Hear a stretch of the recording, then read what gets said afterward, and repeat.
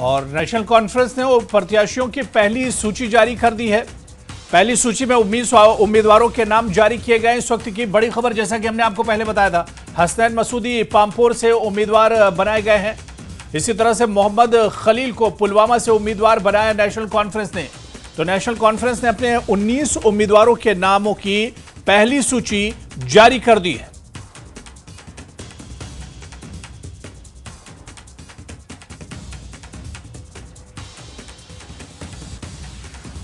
और चलिए, हमारे साथ जम्मू प्रोविजन के एनसी के प्रेसिडेंट रतनलाल गुप्ता साहब हमारे साथ जुड़े हुए हैं फोन लाइन पर।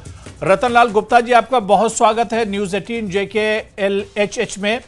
रतनलाल गुप्ता जी, नेशनल कॉन्फ्रेंस ने उम्मीदवारों की पहली सूची जारी कर दी है और 19 उम्मीदवार हैं इस सूची में। किस तरह से इसे देखा जाए? आज ही समझौता हुआ है कांग्रेस के साथ और आज ही नेशनल कॉन्फ्रेंस ने ये सूची जारी की है।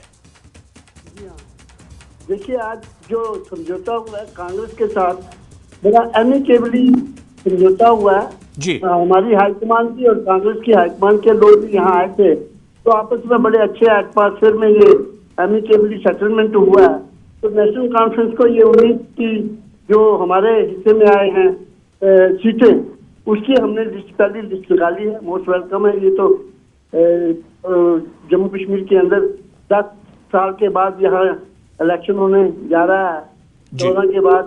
तो मैं समझता हूँ कि जम्मू कश्मीर के लोगों के लिए सुप्रीम कोर्ट ने जो ऑनरेबल सुप्रीम कोर्ट ने जो राहत दी थी जी कि भाई सितंबर से पहले इलेक्शन कमीशन ऑफ इंडिया को कहा था कि वो इलेक्शन करवाएं, तो हम इसका वेलकम करते हैं। और पहली सूची जो नेशनल कॉन्फ्रेंस ने निकाली है, मैं समझता हूँ कि ये तो जम्मू कश्मीर के लोगों के लिए बहुत ही एक अच्छी खबर है और अच्छी बात है। अपने अपने एरिया में सेगमेंट्स में ये लोग शुरू बड़ी मेहनत से काम कर रहे हैं। तो हमें तो पूरी उम्मीद है कि रतनलाल गुप्ता जी, पहली इस सूची में हसनैन मसूदी साहब का नाम भी है, जो पहले आपके मेंबर पार्लियामेंट रह चुके हैं। उन्हें भी अब विधानसभा चुनाव में उतारा जा रहा है। हाँ जी हाँ, ये तो हाईकमान का जो फैसला हो उसके मुताबिक ही ये सूची निकली है। हाईकमान ने ये सूची निकाली है, तो उसमें जस्टिस मसूदी साहब का भी नाम है।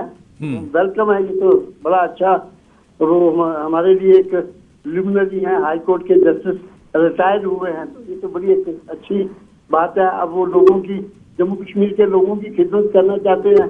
पहले 5 साल उन्होंने पार्लियामेंट के अंदर एक बड़ा अच्छा रोल निभाया है एज अपोजिशन में होते हुए। नेशनल कॉन्फ्रेंस की तरफ से जो नुमाइंदे थे वो बहुत ही अच्छा रोल निभाया उन्होंने।